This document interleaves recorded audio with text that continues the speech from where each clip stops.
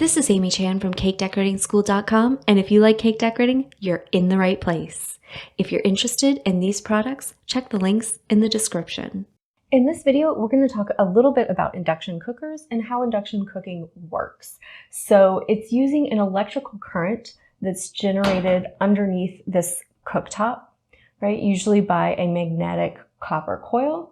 And it's going to heat the pots and pans directly through magnetic induction, which is a huge technical explanation for, but it's different than a gas and electric, which use thermal conduction, like the fire produced by a gas stove or the electric coil that would directly heat the bottom of this pot or pan.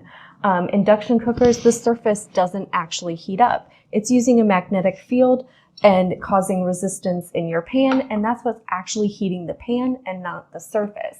So it's a little different and in some ways a little safer because obviously there's no fire to catch things alight, etc. So there's a couple of things to keep in mind. Induction cookers usually have a minimum size pan that needs to be up here for everything to work, and it also has a maximum. You can see this one has a little line, right, a demarcation out here. If I get a pan that goes outside this, it's actually only heating up within this circle. So there's some things to keep in mind when you're buying one.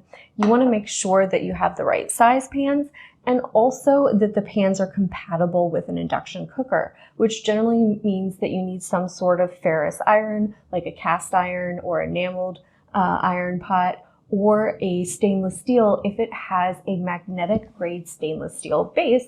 And I'll show you this one because this is a good example. And you can see this one says induction stainless steel on it. And it has a special bottom on it with several layers of different metals that will allow it to be compatible with an induction cooker. Right? And basically, it just means that it has to provide enough resistance for this to heat up and for you to properly heat your foods.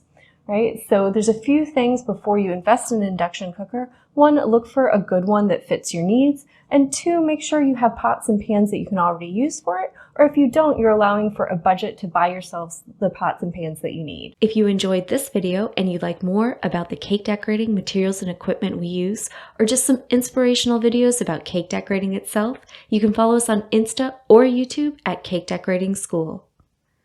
If you'd like to know more about yearly membership and what it entails, you can go to www.cakedecoratingschool.com for more information.